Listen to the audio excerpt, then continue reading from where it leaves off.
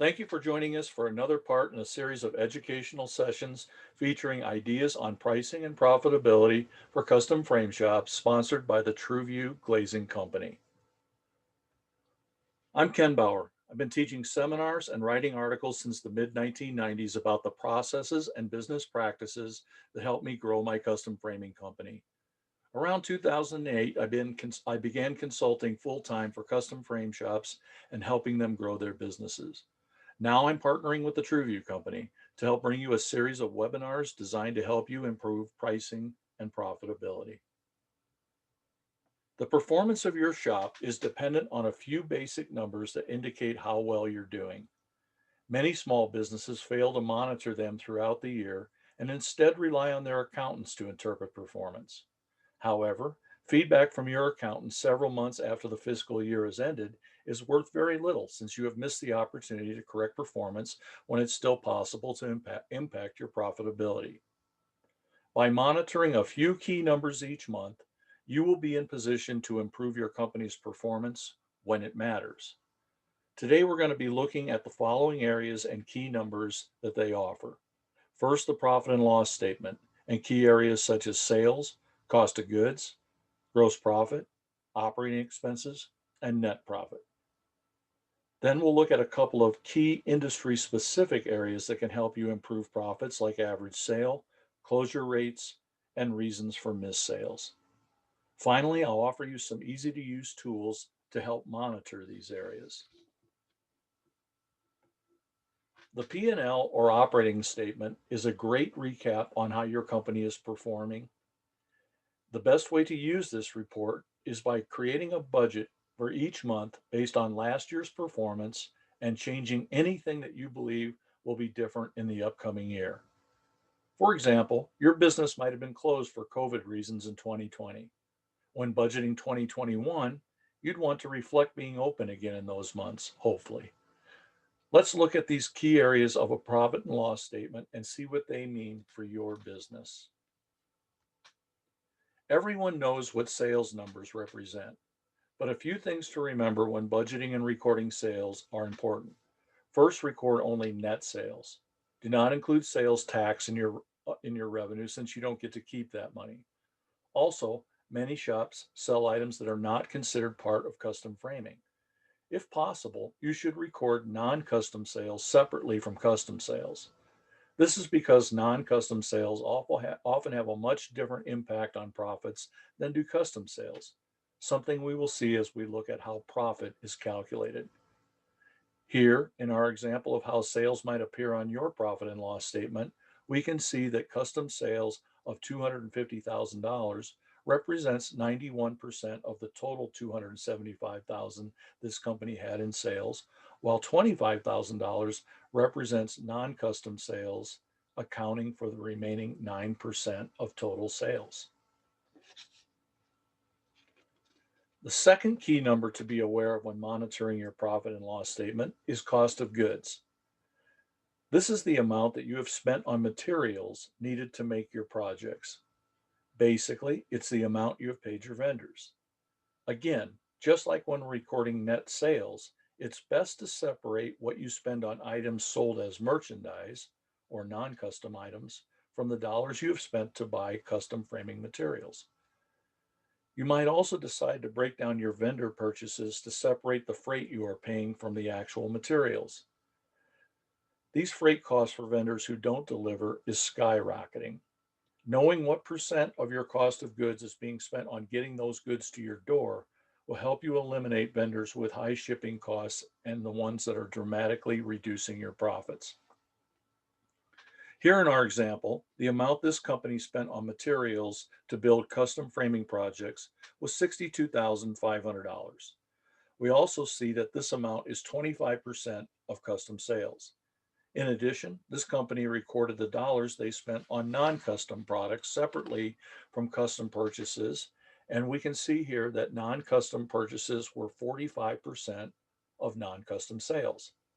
Finally, when we divide total material purchases by total net sales, we see that the company has a total cost of goods of 27%. Another important number on the P&L is gross profit, and it's calculated by subtracting cost of goods from sales. To help visualize gross profit, this pie chart might be helpful. If the entire pie represents net sales, once we remove the slice of pie representing what we spend on materials, we're left with a slice that represents our gross profit. Because we have recorded both custom and non-custom sales and cost of goods, we can now easily calculate the gross profit for each category and also our total gross profit. Now we can see why separating non-custom from custom sales and purchases is so important.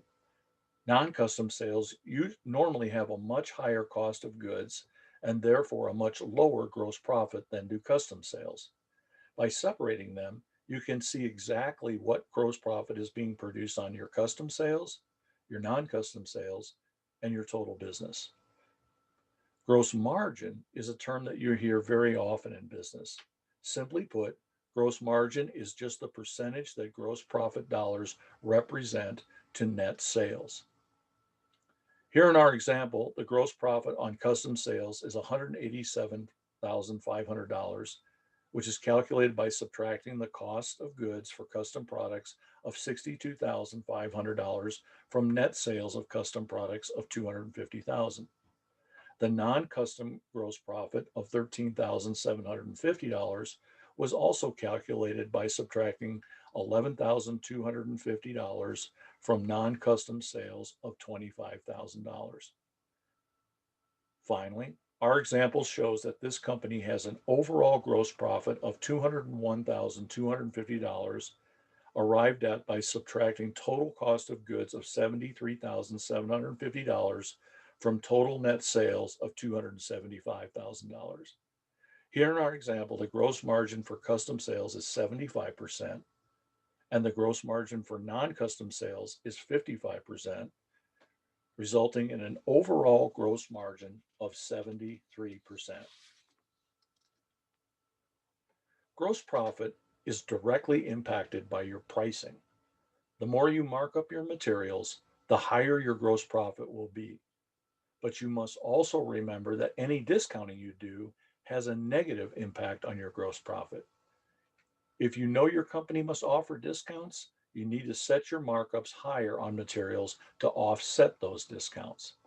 For more details on pricing and markups pertaining to glass and acrylic, visit TrueView's YouTube channel and watch our presentation on using Rule of Three pricing for glass and also the presentation on pricing strategies for acrylic glazing. Operating expenses are all the expenses that you have in running your company except for the cost of the materials. Some of your operating expenses are variable, meaning that you have some control over them. Variable expenses include wages and advertising. Your operating expenses also include fixed costs of running your business, like rent. This is why creating a budget for predicting your operating expenses and then tracking the results of actual performance is important. It allows you to make adjustments during the year when it can make a difference. Our example shows most of the operating expenses incurred by a typical shop, but you should add or subtract categories that help capture the expenses your company has.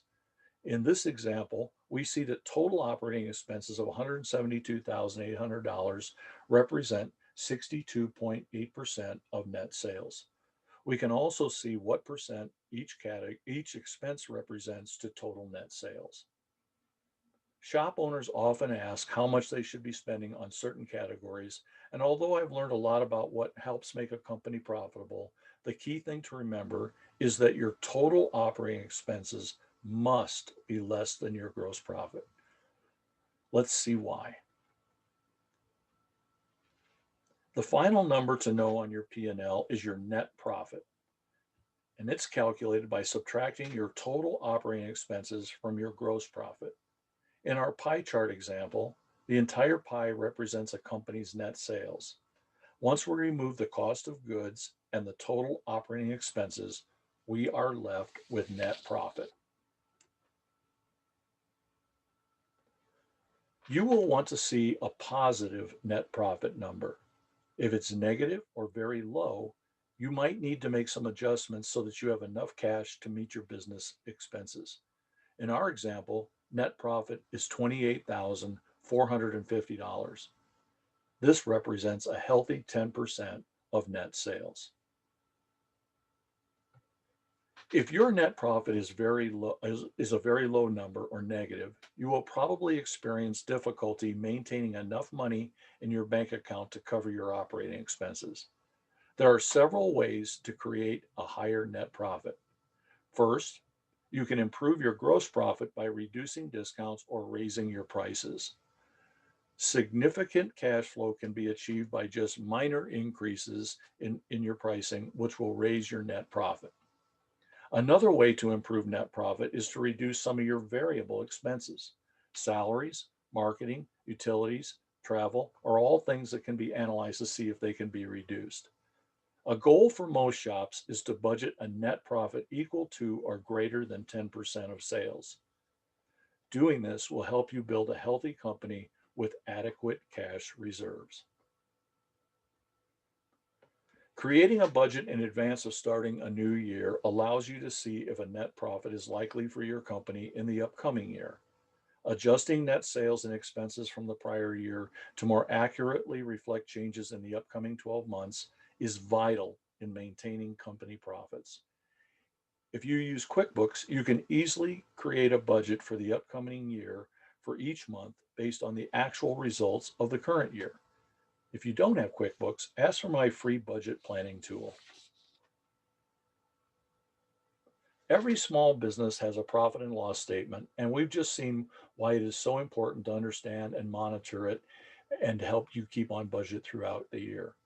Over time, I've learned that the custom framing industry has some other numbers to monitor, and they have a big impact on profits and growth. I believe the single best way to raise your profits in our industry is by raising your average sale. Average sale is calculated by dividing your custom sales by the number of projects you sold. Even small increases in average sale can have huge impacts on net profit.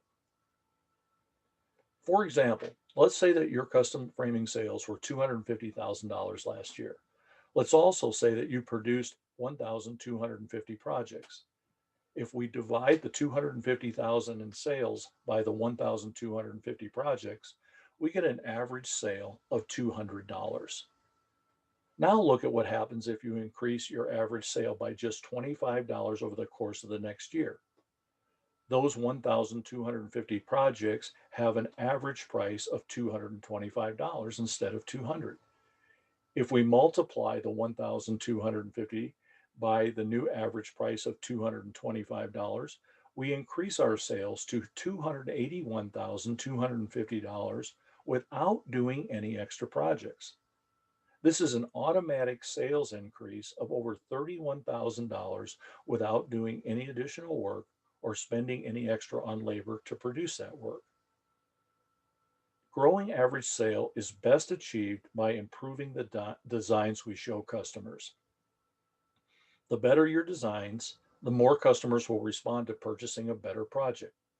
Suggesting and showing premium materials like museum glass or Optium museum acrylic can also have an amazing impact on average sale and customer satisfaction. Always give your customers the opportunity to make informed choices about adding premium materials to their projects. To really measure design ability and its impact on custom sales, it's best to only count the sales you have where you sold a custom frame. Sales involving repairs or just new mats cloud the true picture of your average sale. Point of sale systems don't do a great job calculating average sale for each project, so I've developed a spreadsheet which helps you measure yours. If you'd like a free copy of that sheet, just request it using the email provided later in the presentation. One final number that can have a big impact on your profits is your company closure rate. This calculation measures how many times you are successful in selling a custom frame when you have had the opportunity to do so. Perhaps more importantly is the recording of why sales were missed. The tool I designed for measuring this requires you to record misses as either price related, design issues, or the need for outside approval of the project. Over time, knowing these numbers gives you great insight into your team's ability to provide what your customers want. The good news is that the same average sale spreadsheet tool is also able to track the closure rate and reasons for missing sales, and it's free to anyone wishing to learn these important numbers. If you want a copy, just send me an email. Knowing your true average sale, closure rate, and reasons why sales were missed can make huge differences in your company's performance. As we saw, just slight improvements to average sale can have dramatic effects on profits. I encourage each one of you to create a budget for next year and monitor it by placing your actual results each month next to your budget goals. If net profit begins to fall below your budget, you're still going to have time to make those adjustments. Knowing what key numbers to set goals for and monitor each month is one of the most important parts of running a small business. Get ready for next year by preparing now. The results are going to be well worth your effort. If you would like a budget planning tool for 2021 or one to capture average sale and closure rates, email me at this address. For access to this program and others, visit the TrueView YouTube channel. Finally, I want to thank TrueView for making this session on knowing your numbers possible. Their continued investment in our industry is even more valuable these days as opportunities to assemble and take classes have become very limited. Please let them know if you find these programs valuable. Thank you for joining me, and I wish you a prosperous 2021.